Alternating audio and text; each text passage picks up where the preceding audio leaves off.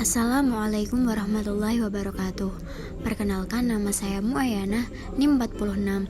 Di sini saya akan memperkenalkan anggota kelompok saya, yaitu Bagas Alfriansyah NIM 8 dan Ainun Nuraisyatuh Husna NIM 48. Di sini kami akan mempresentasikan hasil diskusi dari kelompok kami, yaitu tentang pencemaran air. Apa yang dimaksud dengan pencemaran air? Air merupakan sesuatu hal yang sangat vital, karena semua makhluk hidup membutuhkan air untuk proses kehidupannya, seperti untuk air minum, untuk keperluan irigasi, bahkan untuk keperluan industri. Saat ini air menjadi permasalahan yang memerlukan perhatian khusus karena banyaknya ekosistem perairan seperti sungai yang tercemar. Kurnianti et al. 2020. Salah satu masalah lingkungan baik secara regional maupun global adalah pencemaran air. Pencemaran air berhubungan dengan penggunaan lahan tanah, daratan, dan pencemaran udara. Pencemaran merupakan penyimpangan yang terjadi di alam dari keadaan normalnya. Jadi, pencemaran air tanah adalah air tersebut telah mengalami perubahan dari keadaan normalnya dan terjadi penyimpangan. Bahagia et al. 2020. Di mana terjadinya pencemaran? Pencemaran hampir terjadi di semua jenis ekosistem perairan seperti sungai, danau, waduk, laut, dan sebagainya, terutama wilayah laut Indonesia yang mencapai luas 3,11 juta kilometer persegi, menyebabkan potensi sektor kelautan menjadi tidak ternilai, terutama dari sektor kekayaan alam lautnya. Lingkungan perairan tawar dan laut merupakan bagian dari perekonomian suatu negara, Purwendah 2020. Salah satu contoh yang menarik dan menjadi fenomena berkelanjutan di Pulau Bintan adalah sering sekali dijumpai pencemaran pantai berupa gumpalan-gumpalan minyak kotor atau sludge oil saat musim angin utara di sepanjang pesisir pantai utara Pulau Bintan, terbentang dari Pantai Lagoy sampai Pantai Berakit, Negara 2020. Kapan terjadi pencemaran? Pencemaran air dapat terjadi kapan saja. Namun, pasti ada sebab dan akibat yang membuat perairan tersebut tercemar. Kegiatan manusia yang sebagian besar dilakukan di daratan, disadari atau tidak, secara langsung maupun tidak langsung, berdampak terhadap ekosistem di perairan. Secara umum, sumber pencemaran laut berasal oleh tumpahan minyak, bersumber dari aktivitas transportasi minyak, pengeboran minyak lepas lantai, dan penghilangan minyak. Mengapa pencemaran perairan bisa terjadi? Peningkatan jumlah penduduk. Peningkatan tersebut kemudian diiringi peningkatan jumlah permukiman, aktivitas industri, perdagangan, perkantoran, aktivitas bisnis, dan sejumlah aktivitas urban lainnya yang berpotensi merubah status perairan menjadi lebih buruk. Berikut merupakan contoh penyebab pencemaran perairan.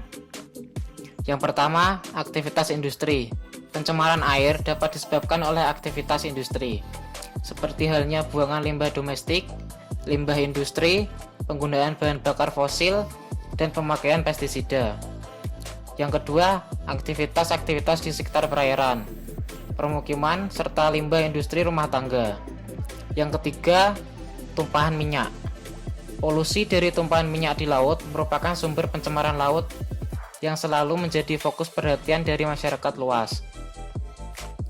Karena akibatnya akan sangat cepat dirasakan oleh masyarakat sekitar pantai dan sangat signifikan merubah makhluk hidup di sekitar pesisir dan laut tersebut. Tumpahan minyak menghasilkan berbagai limbah yang menyebabkan tercemarnya air laut, yang berdampak pada kehidupan di laut seperti dampak pada ekosistem laut. Yang keempat, pertambangan.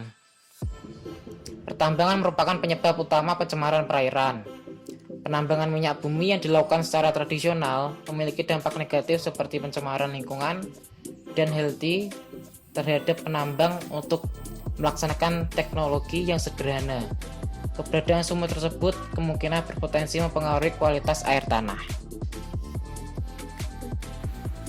Siapa yang bertanggung jawab atas pencemaran yang terjadi di perairan?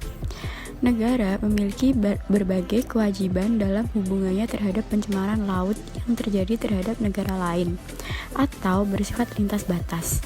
Selain tindakan pencegahan, negara juga memiliki prinsip tanggung jawab negara.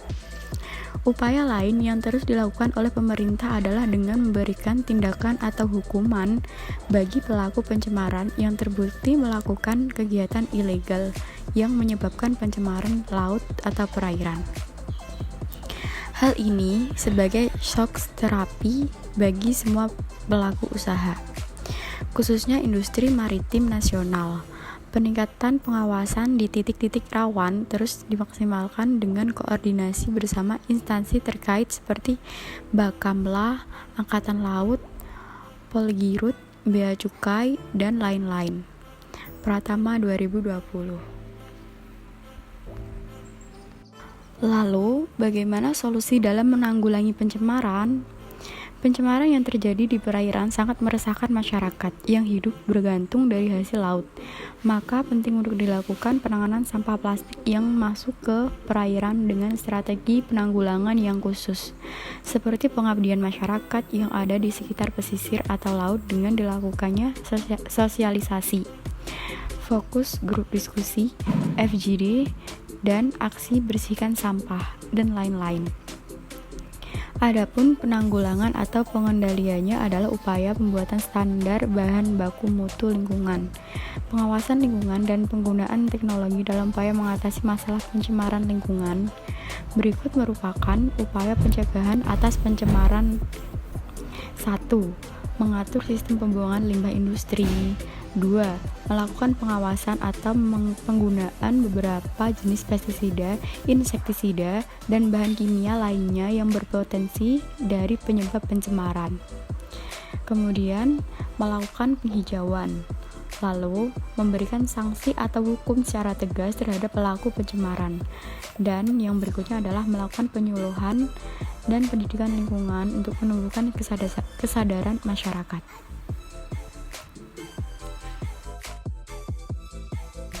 Sekian presentasi dari kelompok kami. Kurang lebihnya kami mohon maaf. Wassalamualaikum warahmatullahi wabarakatuh.